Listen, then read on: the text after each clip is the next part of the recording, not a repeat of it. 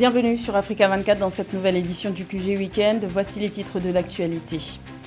La réorganisation du dispositif militaire de la France au Sahel se précise.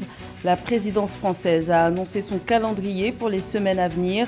En marge du sommet avec les pays du G5 Sahel, une réduction drastique de la force Barkhane est envisagée. Commémoration du décès de l'ancien Premier ministre ivoirien Amadou Gon Coulibaly, un an après sa disparition. Un institut de formation politique qui porte son nom a été inauguré ce vendredi à Cocody. Et le Gabon a connu un allègement des restrictions sanitaires liées à la pandémie de Covid-19 en juin dernier. La reprise de la circulation des personnes a développé le secteur des VTC, les voitures de transport avec chauffeur désormais prisées par les Gabonais. Mais tout d'abord, le Soudanais Abdelrahman, aussi connu sous le nom de Ali Koucheb, est désormais accusé de crimes contre l'humanité et de crimes de guerre. Ce vendredi 9 juillet, la Cour pénale internationale a confirmé la mise en accusation du chef Janjaweed, une milice gouvernementale très active au Darfour. Une mise en accusation pour notamment des meurtres, des persécutions, des tortures, des viols ou encore des attaques contre les populations civiles commis entre août 2003 et mars 2004 lors du conflit opposant le régime du président Omar el-Béchir à des groupes rebelles du Darfour. Notons que le suspect avait été transféré à La Haye en juin 2020 après s'être rendu aux autorités de la Centrafrique, pays où il se trouvait. Également dans l'actualité, les contours du nouveau dispositif militaire français au Sahel se dessinent. Le président français Emmanuel Macron a annoncé ce vendredi 9 juillet, en marge du sommet avec les pays du G5 Sahel, l'avenir réservé à l'opération Barkhane, dont la réduction d'effectifs avait été annoncée au mois de juin. La reconfiguration débutera dans les prochaines semaines avec la fermeture de 3 bases militaires au nord du Mali d'ici la fin de l'année 2021. À terme, le nombre de soldats français dans la région du Sahel sera estimé à 2500 voire 3000 contre un peu plus de 5000 actuellement. Écoutons à ce propos le président français Emmanuel Macron puis nigérien Mohamed Bazoum. Face à ce pivot vers le sud des organisations terroristes, l'erreur aurait été de nous attarder dans un schéma qui ne correspond plus ni à la géographie, ni au mode de dissémination de la menace. La stabilisation de la zone des 3 frontières et le reflux de l'emprise terroriste sur cette région nous ouvrent aujourd'hui la possibilité de mettre en œuvre, sans plus attendre, la reconfiguration de notre présence selon des modalités concertée avec nos partenaires et alliés sahéliens. Cette reconfiguration débutera dès les prochaines semaines. Nous avons besoin de la France dans ce qu'elle peut nous donner et que nous n'avons pas. Nous n'avons pas besoin de la France de ce que nous possédons déjà. La France a des capacités de renseignement électronique qui ne sont pas en notre possession. La nouvelle configuration ne nous prive pas de cette possibilité, c'est donc quelque chose d'important. La France a des moyens aériens que nous n'avons pas et qui complètent notre action à nous, que nous menons à terre. Un an déjà que l'ancien Premier ministre ivoirien Amadou Gon Coulibaly a disparu. Il est décédé le 8 juillet 2020. À l'occasion de ce triste anniversaire, un institut de formation politique qui porte son nom a été inauguré ce vendredi à Cocody. Une inauguration qui s'est faite en présence de hautes personnalités ivoiriennes. Plus de détails avec Ange Doménio. Après son lancement introductif début 2021, l'Institut de formation politique AGC Amadou Gon Coulibaly voit enfin le jour à Abidjan, la capitale de Côte d'Ivoire. L'Institut a été inauguré ce 9 juillet 2021 par des membres du gouvernement et des étudiants déjà inscrits. Cette inauguration s'est faite dans le cadre de l'anniversaire du décès de l'ancien Premier ministre ivoirien, survenu le 8 juillet 2020. Merci en tout cas.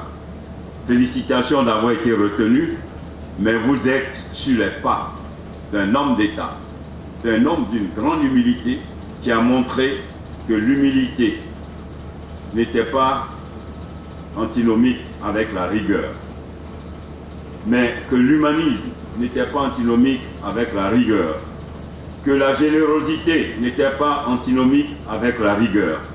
Vous avez quelqu'un dont la rigueur était présente partout. À la conquête d'une notoriété internationale, l'Institut de formation politique AGC accueille déjà les étudiants ivoiriens et ceux de la sous-région. Lors de son lancement en janvier 2021, plusieurs personnalités politiques, aussi bien africaines qu'occidentales, étaient présentes en guise de soutien. La création de l'Institut de formation politique est un important challenge pour chacun des jeunes qui y sera formé.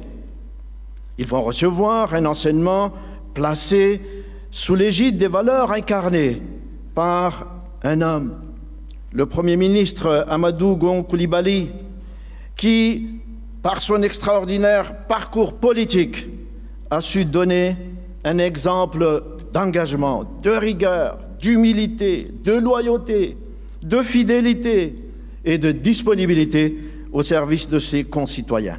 Pour des observateurs, l'Institut de formation politique portant le nom de celui que les Ivoiriens avaient baptisé le Waraba, qui signifie lion en bambara, l'une des langues locales, est l'aboutissement d'un projet novateur pour l'Afrique francophone.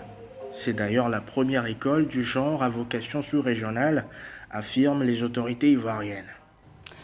La deuxième édition de la foire commerciale intra-africaine se prépare. Cet événement délocalisé en Afrique du Sud sera avancé d'un mois. Il aura un rôle majeur, celui de démontrer l'efficacité de la zone de libre-échange continentale, entrée en vigueur le 1er janvier 2021, qui constitue désormais le plus grand marché unique de la planète. Les explications de Corinne Eoné. Le commerce intra-africain a de l'avenir. La deuxième foire y consacrée va se tenir à Durban, en Afrique du Sud, du 15 au 21 novembre 2021. Organisée par la Banque africaine Import-Export Afreximbank, en collaboration avec l'Union africaine et le secrétariat de la zone de libre-échange continentale africaine, cette foire qui réunit entrepreneurs, vendeurs et acheteurs venus du monde entier est une plateforme pour promouvoir le commerce dans le cadre de la ZLECAf. Une aubaine pour ce continent où, selon la Banque africaine de développement, les échanges internes sont estimés actuellement à près de 16%, alors qu'ils représentent plus de 60% sur les continents asiatiques et européens. L'Afrique du Sud aujourd'hui, qui est la première économie en termes de PIB, un indicateur agrégat économique, sur le continent aujourd'hui, l'organisation d'une telle foire dans ce pays est un message fort à l'ensemble des États africains qui traînent les pas encore pour ratifier l'accord de la ZLECAf. L'Afrique a besoin alors d'une telle union, au-delà des barrières douanières et tarifaires, pour que nous puissions booster notre croissance économique de manière inclusive. Avec plus d'1 milliard de consommateurs et un produit intérieur brut combiné d'environ 3 000 milliards de dollars pour le continent, la nouvelle zone de libre-échange continentale crée le deuxième plus vaste marché mondial.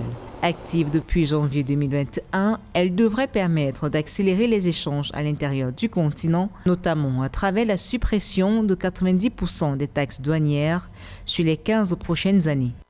Si la ZLECAf parvenait à être une réalité, en termes de consolidation du produit intérieur brut, l'Afrique serait la 5e puissance dans le monde. Avec un marché commun de plus de 1,4 milliard d'habitants, aucun pays, y compris la Chine et l'Inde, ne pourra rivaliser en termes de marché intérieur. Donc voilà autant de défis aujourd'hui qui pensent que l'organisation d'une telle foire, initiée par l'Union africaine et la Banque africaine Import-Export, pourra alors consolider davantage alors le commerce intra-africain qui reste l'une des zones économiques les moins intégrées dans le monde. Parallèlement aux rencontres physiques, une plateforme en ligne interactive qui reproduit l'environnement de l'événement va permettre d'élargir le champ de participation. À titre de rappel, la première édition de la foire commerciale intra-africaine, qui s'est tenue au Caire en Égypte en 2018, avait accueilli plus de 1000 exposants et réuni 34 pays africains. L'Afrique vient de vivre sa pire semaine pandémique de toute son histoire. Le pic de la deuxième vague de contamination à la Covid-19 a été dépassé. L'Organisation mondiale de la santé a déclaré le 8 juillet qu'une troisième vague de contamination s'accélère en Afrique avec près de 5,7 millions de cas et plus de 146 000 décès recensés Face à cette recrudescence, le taux de vaccination reste faible, avec quelques 16 millions d'Africains entièrement vaccinés, soit moins de 2%. Écoutons le constat fait par la directrice de l'Organisation mondiale de la santé face à cette situation. L'Afrique vient de marquer sa pire semaine pandémique de tous les temps, dépassant le pic de la deuxième vague. Au cours de la semaine qui s'est terminée le 4 juillet, il y a eu plus de 251 000 cas, une augmentation de 20% par rapport à la semaine précédente et un bond de 12% par rapport au pic de janvier. Au total, sur le continent, il y a maintenant près de 5,7 millions de cas de Covid-19 et 146 000 personnes ont malheureusement perdu la vie. De nouveaux cas ont augmenté pour la 7e semaine consécutive. Pour l'Afrique, le pire est encore à venir, alors que la 3e vague en mouvement rapide continue de gagner de la vitesse et de gagner du terrain dans les pays. Allègement des restrictions sanitaires, mais pas des précautions. De plus en plus de Gabonais optent pour un nouveau mode de transport qui se développe dans le pays, les VTC, voitures de transport avec chauffeur, qui leur permet de circuler en respectant les gestes barrières. Un secteur en plein essor dans lequel la société Kevin Service Express se développe. Un sujet de Marie-Colette Babasagana.